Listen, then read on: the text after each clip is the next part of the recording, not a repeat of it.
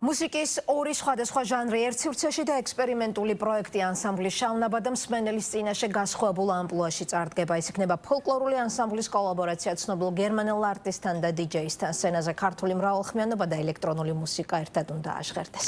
გერმანელი არტისტი საქართველოში მცირე ხნით უკვე ამყოფია. 25 წლის შემდეგ კი თბილისში სულ სხვა მიზნით დაბრუნდა. როგორი გამოვა ქართული პოლიფონიისა და ელექტრონული მუსიკის სინთეზი, შედეგს აუდიტორია ხვალ მოისმენს და შეაფასებს.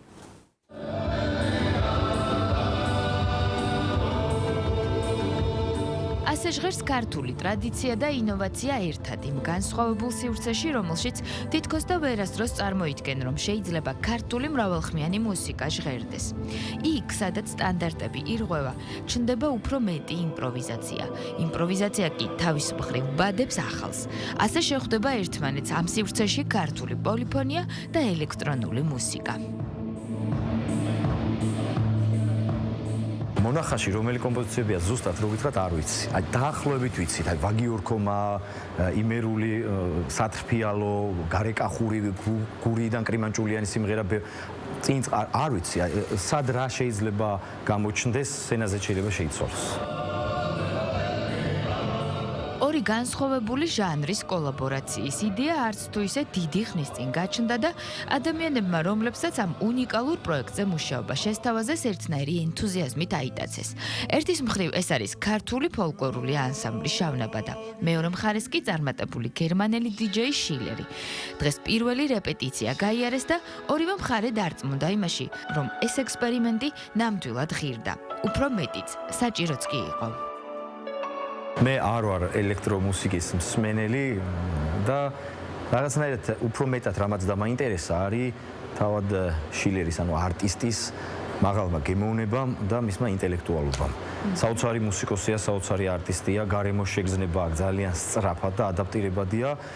ხალხური სიმღერა ძალიან მრავალფეროვანია და ამ მრავალფეროვნებაშიც ისე მოყვება მსგავსი ჰარმონიული პარტნიორის სცენაზე ძალიან იშვიათია. ბედნიერი ვარ, რომ მაქვს შესაძლებლობა ეს საოცარი კოლაბორაცია წარმოადგინოთ. მე მიყვარს საქართველო, მიყვარს მუსიკა და უკვე ქართული, ფოლკლორული მუსიკაც. ეს ხმები და ეს მუსიკალური ტალღები ვფიქრობ, რომ ქმნის იმ მუსიკალურ მთლიანობას, რომელიც აღგაფრთოვანებს.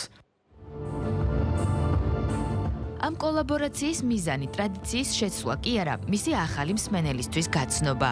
მუსიკის არსიცხო მისაა იქცეს ხიდად თაობათა შორის, რაც თავის მხრივ ხელს უწყობს ქართული კულტურის თანამედროვე კონტექსტში ინტეგრაციას და აჩვენებს, რომ მრავალსაუკუნოვანი მუსიკალური მემკვიდრეობა შეიძლება ჰარმონიულად თანაარსებობდეს ტექნოლოგიურ პროგრესთან.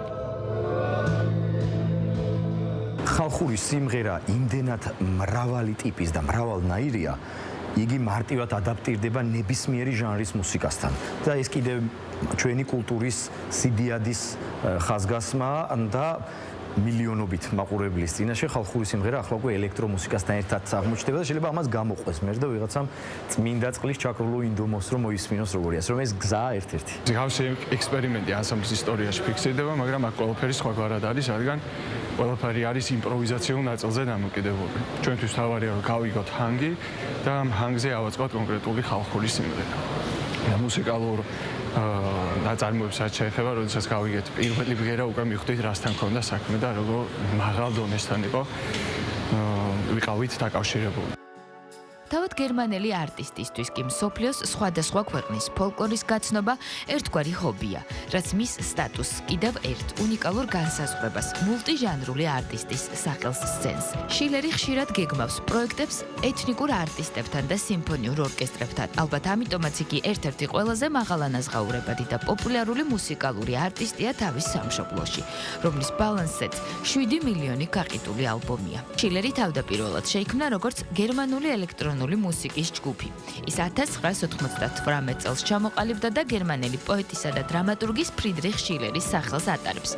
თავდაპირველად შილერი დუეტი იყო. 2000-იანი წლების დასაწყისში მისმა ერთ-ერთმა წევრმა ჯგუფი დატოვა, რის შედეგადაც ფონ დეილენი მის ერთადერთ წევრად დარჩა. საქართველოში პირველად 25 წლის წინ მოვხვდი. მაშინ დიდი დრო არ გქონდა. მამასთან ერთად მანქანით მოვდიოდით ლონდონიდან ჩინეთში. ეს იყო 6 კვირა, რომელმაც განსაკუთრებული მოგონებები მაჩუქა. ამ 6 კვირიდან 2 დღე ვიყავით საქართველოში. ერთი ღამით ბათუმში და ერთი ღამით თბილისში. ეს არის ძალიან ძველი მოგონება და მიხარია, რომ ამ დაბრუნებით მაქვს შესაძლებლობა შევქმნა ახალი მოგონებები ამ ძალიან ლამაზ ქვეყანასთან. იქ, სადაც ტექნოლოგია და ისტორია ხვდება ერთმანეთს მსმენელს ხვალ. 20 საათიდან ელოდებიან. ღონისძიება მულტიფუნქციურ სივრცე ელექტროვერგში გაიმართება.